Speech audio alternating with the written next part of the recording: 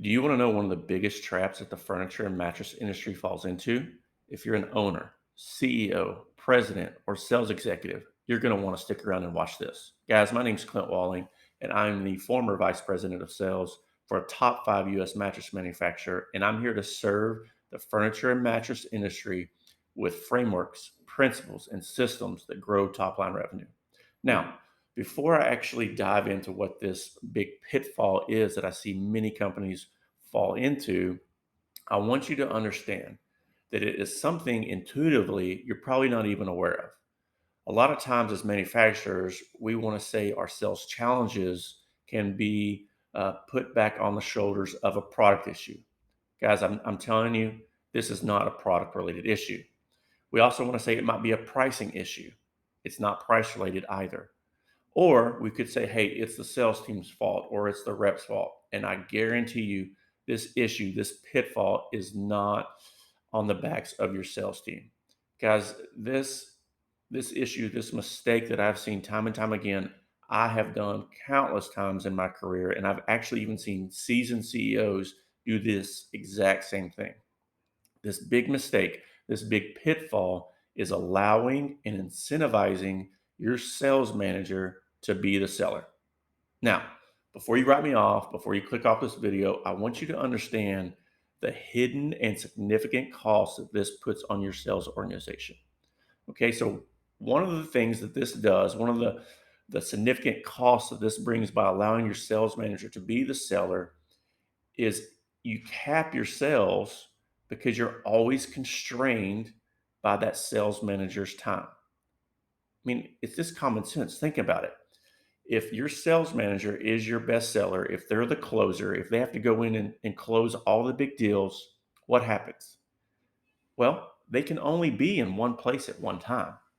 They can't be in California today. They can't be in New York City later that day, right? So what happens is your sales are always going to be constrained based on the capacity of that sales manager's time. Well, how do you scale your business if you do it that way? The secret is you can't. You're always going to be limited. So what happens is when you run your sales organization that way, not only do you constrain or you cap your sales because it can't be scaled, now what happens is you've now created a scenario where you've weakened the sales team authority and status with their customers. Okay, let me paint you a little scenario. Let's say, for example, you've got a rep in the DFW area. Again, that's just a random geographical area I picked. But let's say you've got a rep and he's been working with an account for, let's say, 6 weeks. He's done the due diligence. He did the background work. He did the research, the digging. He asked the right questions. And it comes time to make the pitch. And you, as the owner or you, as the sales leader, think, oh, I need to go there. I've got to go help close the deal. Okay. But do you realize what just happened? You've taken the status, the authority that that rep had, and you now have trumped that authority, that status with your rep. And what that will lead to is now you have a lack of confidence in that rep.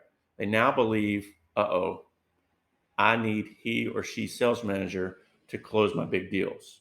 So what happens is now you've created a scenario not only where you couldn't scale your results earlier, you've now created a scenario where your reps have to utilize the sales manager to close. So therefore, you've created a decrease in the results that you're going to get from your team out in the field. So, lastly, what this actually does to you is now you've created this huge bottleneck within your sales organization, right? So now every single thing before the sale and even after the sale, when they're managing the accounts, has to go through that sales leader.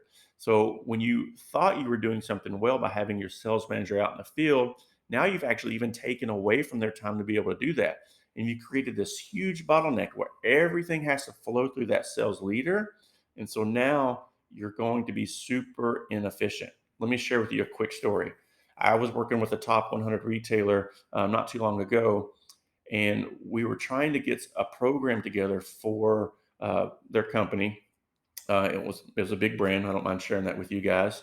And literally, guys, I'm telling you the God's honest truth. It took 6 months to get an answer on what we needed to launch this program. 6 months.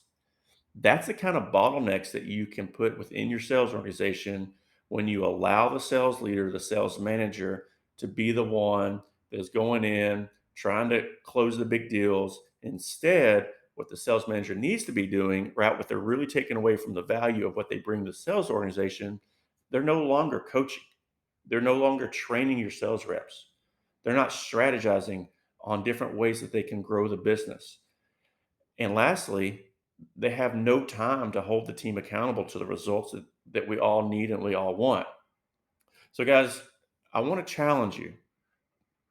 After we look at this, when we know the hidden and significant cost of what having a sales manager does to your organization, excuse me, having a sales manager sell within your organization, what that does, I have to ask you, do you want short term success or do you want long term scalable growth? If you want long term scalable growth, comment below or send me a message. I'd be happy to help you out.